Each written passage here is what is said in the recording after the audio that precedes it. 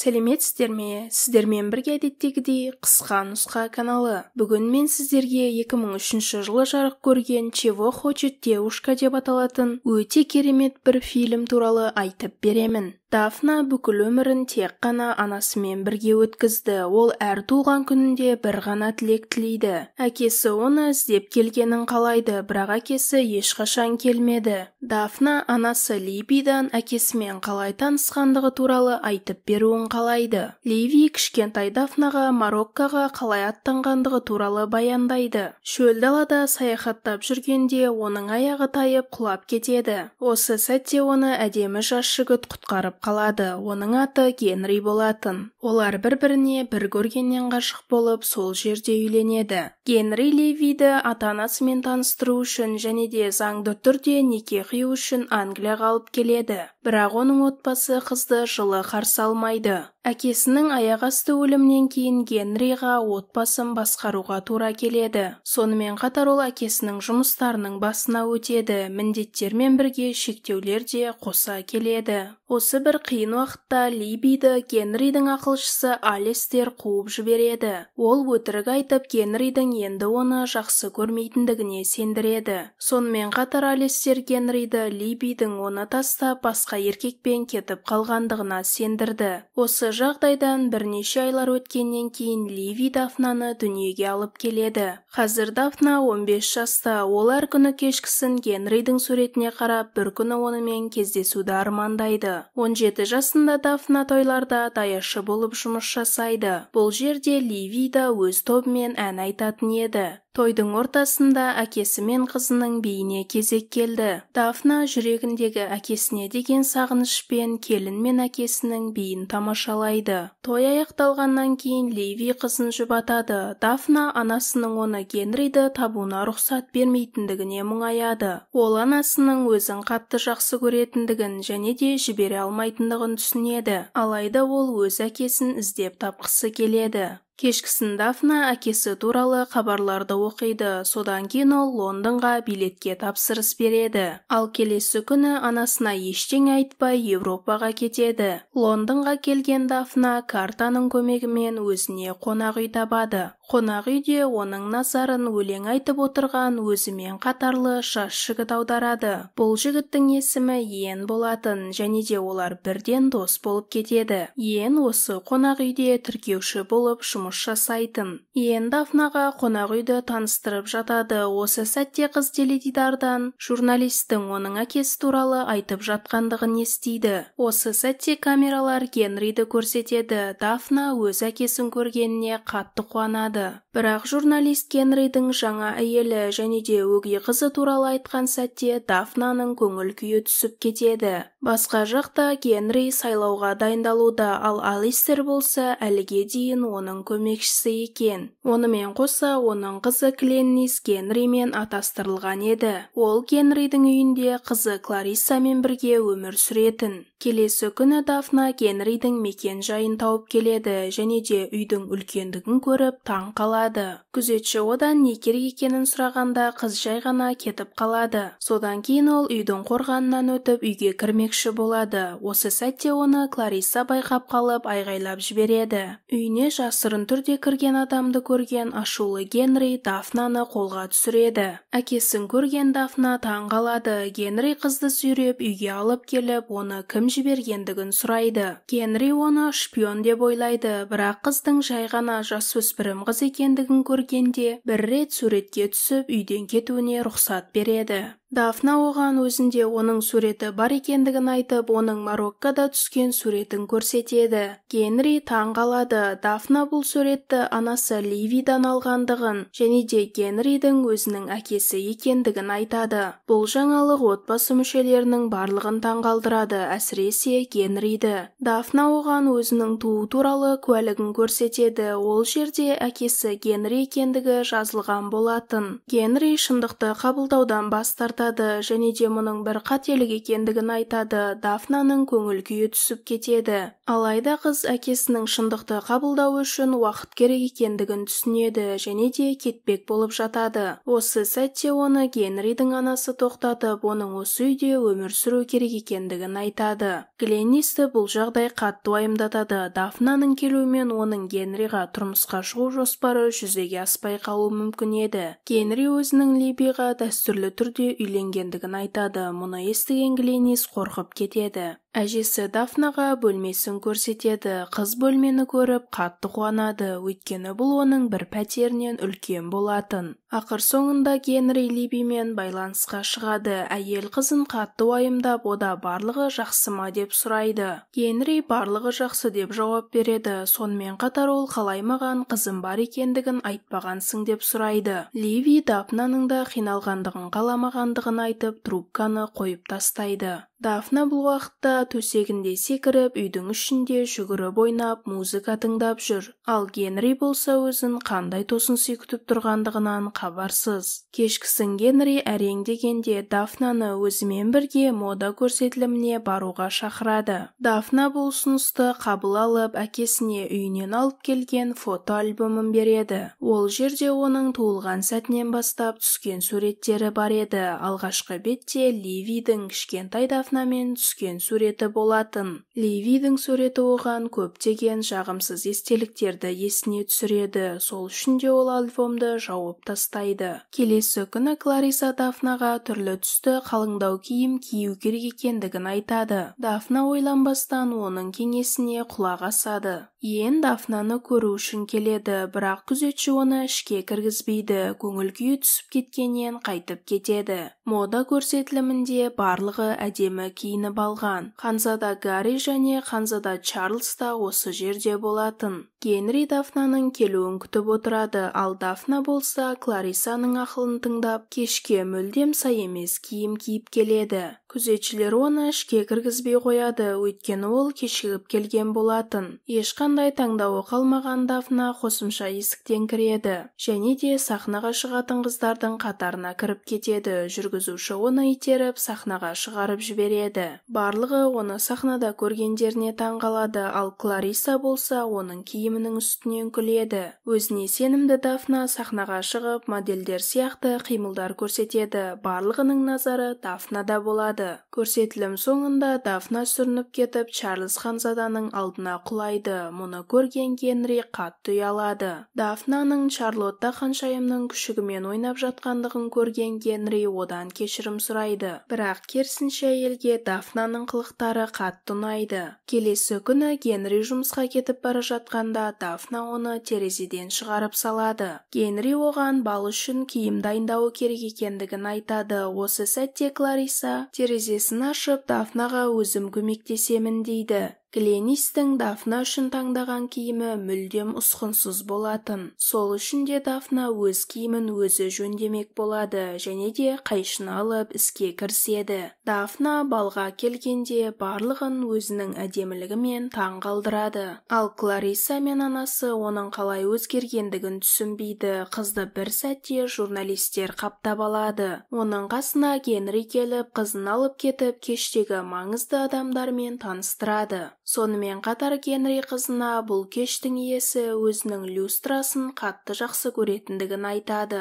Клариса қонайтын жігіт армистет Дафнаны биге шақырады. Олар билейді, бірақ Дафнаға бұл жігіт мүлдем ұнамайды. Осы сәтте Дафна сахнада өлең айтып тұрған жігітті байқайды. Бұл Иен болатын. Ол бірден армистатты тастап Иеннің өнерін тамашалайды. Өлең аяқталғаннан кейін Иен кетіп қалады, ал Дафна оның ізінен барады. Ол Иенді табады және де енді ешқашан жоғалып кетпеуге уәде береді. Иен мен Дафна іш пыстырарлық кешті қызықты етпек болады. Екеуі кешті әнмен бимен жандандырады. Барлығы Иеннің әнімен билей бастайды. Кеш өте керемет өтуде, барлығының көңіл күйі көтеріңкі. Алайда қатты әуеннің себебімен лордтың жақсы көретін люстрасы жерге құлап түседі. Генри соңғы сәтте Дафнаны құтқарып қалды.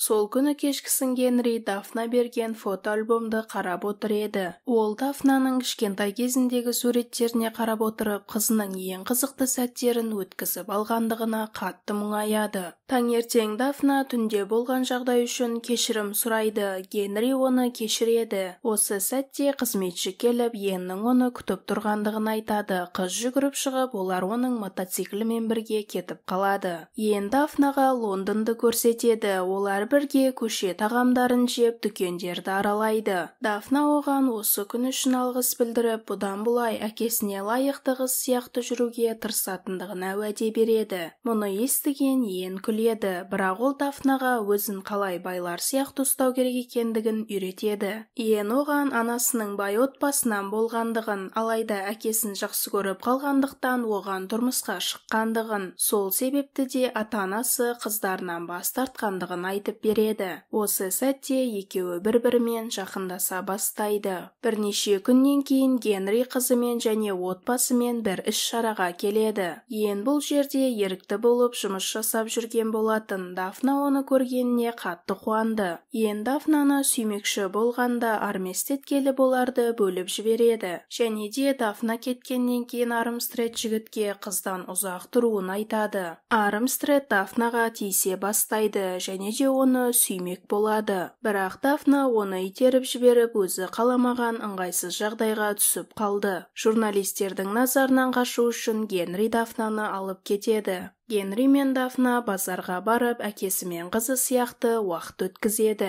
Дафна тіпті Генриді қолына қынамен сурет салуға көндіреді. Олар көше тамақтарын жейді және де музыкалық пластинкалар сатып алады. Қайтар жолда олар журналистерден қашып, Дафна сияқты үйге қорған арқылы кіреді. Келесі күні журналистер Генриді жұмысының алдында күтіп алып, оған сұрақ қоя бастайды. Журналистердің бірі, егер ол өз қызын басқара алмаса, қалай елді басқарады дейді. Тіпті Генридің тарапында болған адамдар оның сол күнгі қылығы үшін одан теріс айналады. Генри Дафнамен сөйлеспекші болады. Ол қызын ренжіткісі келмейді, бірақ бұдан бұлай ондай нәрселер жасамауы керектігін айтады. Сайлау жақындап келе жатыр, сол үшін де Генриға көптеген жауапкершілік алу керек. Дафна әкесін түсінеді және де өзгеруге уәде етеді. Дафна өзінің бұрынғы киімдерін лақтырып тастап, түгел гардеробын өзгертпек болады. Ол жауапкершілік ала білетін әдепті қызға айналады. Оның өзгеруі Генридің компаниясына жақсы әсер етеді. Газеттерде Генридің ұтып шығуға мүмкіндігі жоғары екендігі жазылады.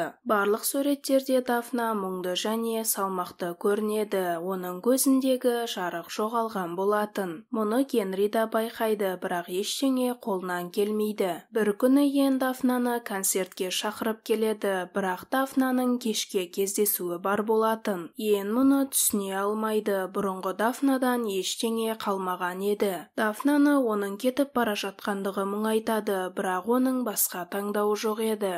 Генридің анасы өзінің ең алғаш киіп шыққан тәжін Дафнаға береді. Ол қызға әйелді тәж емес, оның жүрегіндегілер бақытты ететіндігін айтады. Дафнаның құрметіне ұйымдастырылған кеште Дафна нағыз ханшайым сияқты әдемі көрінеді. Генри қызын барлығына таныстырғанына бақытты еді, бірақ Дафнаның жүзінде күлкі жоқ болатын. Дафна Йеннің өз кешінде ән айтып жатқандығын көреді. Йен жай ғана жұмысын жасап жатыр, ол әлі де қыздың өзгергендігіне мұңаяды. Көңіл күйі түсіп кеткен Дафна кетіп қалады. Бірақ оның барлық мұңы анасының кешке келгендігін көргенде ұмытылып кетеді. Ливи қаншайым сияқты киініп алған болатын. Дафна анасын қатты құшақтайды. Генридің анасы оны қызының қасында болу үшін шақырған болатын. Генри қашығын көріп таңданады. Глинис әйелді қорламақшы болады, бірақ Дафна анасының жағын алады. Дафнаның сұрауымен Генри Ливимен биге шығады.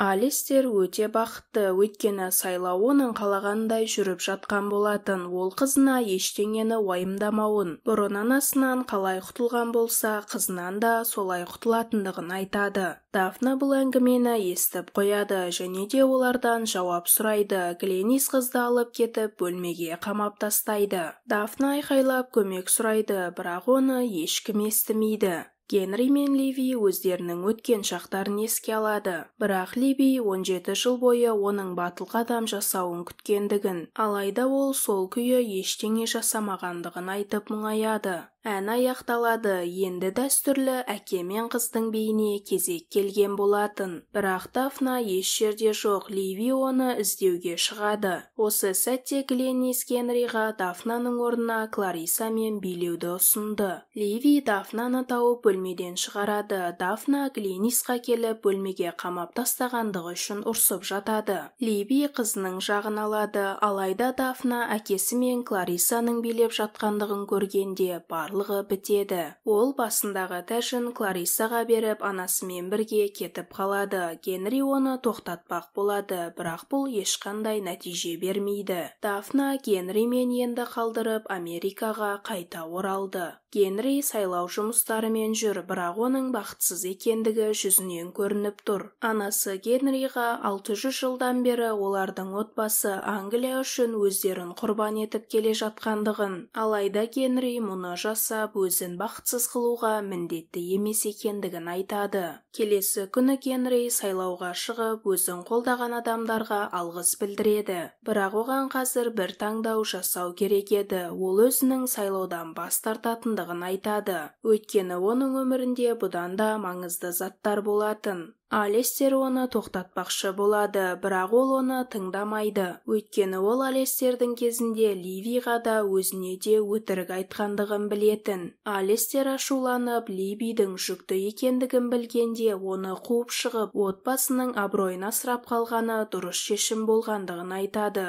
Мұны естіген Генри қатты ашуланады және де Алестердің бетіне бір жұдырық қояды. Нью-Йоркқа қайтып келген Ливи қайтадан тойларға шыға бастайды. Дафна даяшы болып жұмыс жасап жатыр, сонымен қатар колледжге құжаттар дайындауда. Ливи әкесі мен қызының биін жариялайды. Дафна тағы да сағынышпен оларды бақылайды. Ол әкесін қатты сағынады. Ливи ән айтпақ болып жатады, бірақ ол Генридің оларға қарай келе жатқандығын көріп тоқтап қалады. Дафна да әкесін көріп оған қарай жүгіреді. Олар бір-бірін құшақтап, бір-бірін қалай қатты жақсы көретіндерін айтады. Ливи оларды көріп қуанады. Генри мен Дафна әкесі мен қызының биін билейді. Генри Дафнаға сыйлығы бар екендігін айтады. Бұл ен болатын. Дафна өте қатты бақытты болады және де енді құшақтайды. Генри Ливидің алдына барып, одан кешірім сұрады. Бірнеше күн өткеннен кейін Генри мен Ливи заңды түрде үйленеді.